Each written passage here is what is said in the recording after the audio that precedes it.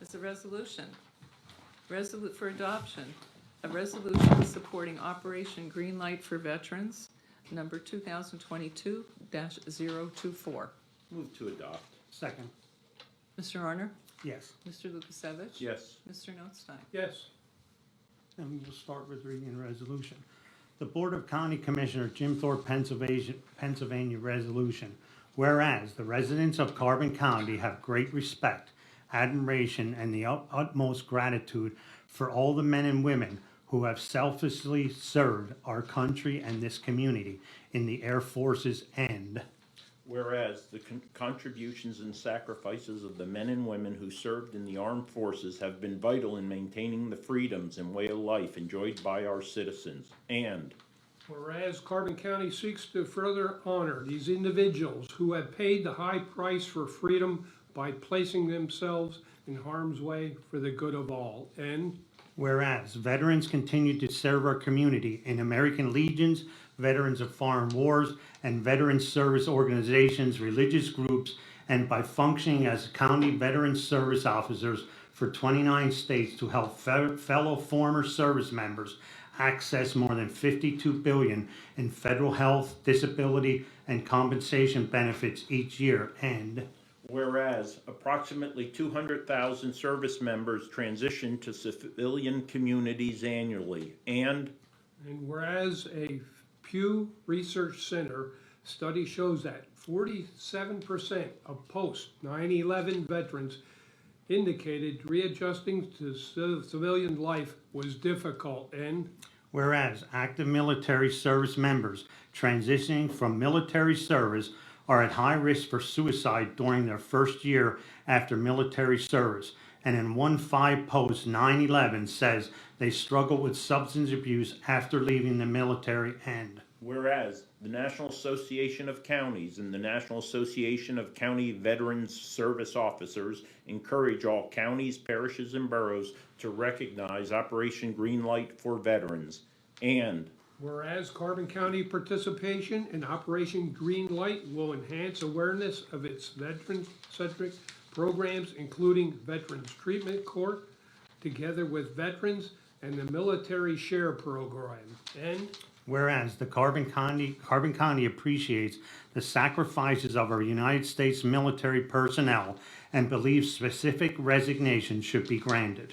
now, therefore, be it resolved, with designation as the Green Light for Veterans County, the Board of Commissioners of Carbon County hereby declares the period of November 7 through 13, 2022 as Operation Green Light for Veterans Week, as a time to salute and honor the service and sacrifice of our men and women in uniform transitioning from active service, and encourage its citizens to recognize the importance of honoring all those who made immeasurable sacrifices to preserve freedom by displaying a green light in a window of their place of business or residence.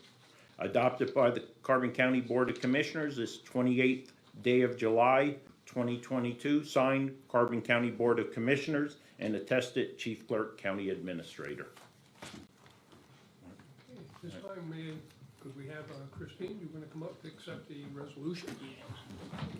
Let's get it. Angela, come on up. Yeah. You wanna do the introduction then right away? Yeah. Oh, sure. People will know this gentleman like, This is Angelo Jordan. He is our part-time VSO for the last year. He's been doing community outreach and really just getting it done for us. He's a van driver, so he drives up to the VA as well to take our disabled vets up to the Wilkes-Barre VA for their appointments. So it has been very welcomed and well-received. So many good things to say and so many good things I've heard about Angelo. So we're really happy to have him on board. and the VSO stands for Veterans Service Officer. Yes. And accredited, I would Accredited. add, which is very important. I want to mention that Carbon County is literally the first county in the United States of America to receive this to do this resolution and be recognized as an Operation Greenlight for Veterans County. This is an initiative of the National Association of Counties, of which Carbon County is a member. And the purpose is, one, to raise awareness of the CVSOs and the work that they do in our county and through 29 different states where they're located, but also to ensure that transitioning service members are aware of CVSOs and that they serve a critical bridge between their earned benefits and themselves. And they play such an important role. And we're very fortunate in Carbon County to have three, Bonnie, who's not with us today. So thank you for all that you do, and we continue to appreciate, on behalf of all veterans of Carbon County, the effort put forth to help them as they are now back in the civilian world. Thank you guys so much. Thank you, Angela. Oh, thank you. Yeah. Thank you, Yeah. Christine. Yeah. All right, everybody? 1, 2, 3.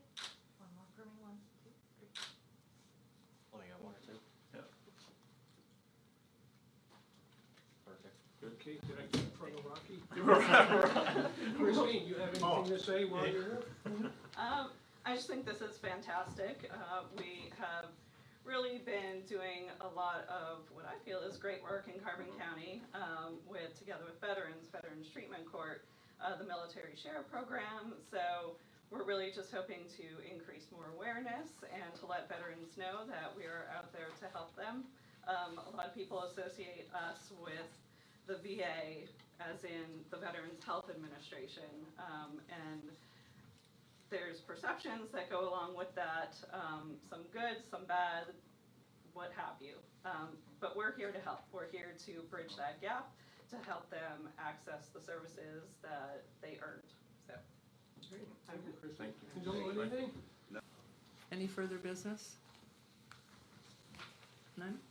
Commissioners' reports, Mr. Orner? I really don't have much anything except unless there's questions afterwards about certain things, if anybody has any, but I think this green light project or what's going on is something that's really great for us to be the first one in in the nation to do something like this.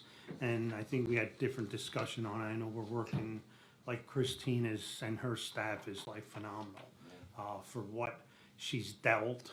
And I always say everybody likes her, but there's always some disgruntled person there. But she always smooths it out and provides the service that these people need. We're fortunate to have their staff like that. I'm hoping some of this money that comes out of this that'll come our way. Because we even talked about it the other day with Senator Casey about it and made them aware of the things that we need here in the county.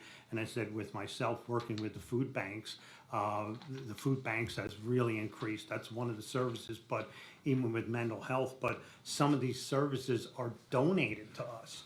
You know what I mean, for the veterans. It's not, and I think it's good that the federal government is standing up to recognize these people. And like I said, we're very fortunate to have Christine and her staff.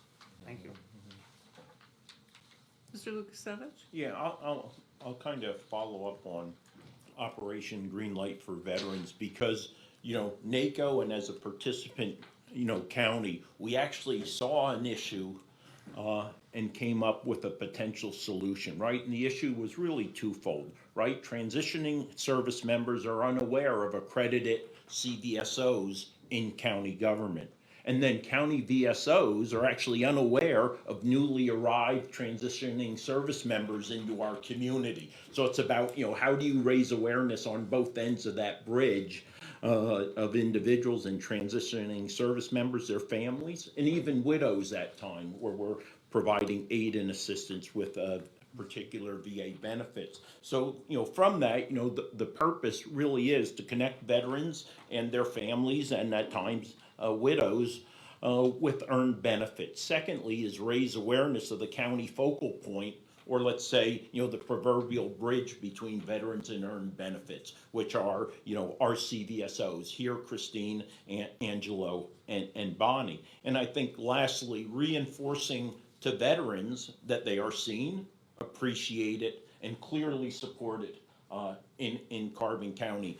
And I will make one mention of legislation that has just been reintroduced in the House, and that is the CVSO Act. which is looking to provide $250 million over 5 years to come back to our counties to help support this effort. We receive no federal or state funding for the operations of the office itself. And with the recent passage and imminent signing of the PACT Act, and that has to do with toxic exposure, which is the Agent Orange legislation of my generation for sure, this is going to increase the demand on our county VSOs by 2 to 3 million requests for benefits once that is signed. And again, we're already really pushing the envelope of what we can provide with, 2 full-time and 1 part-time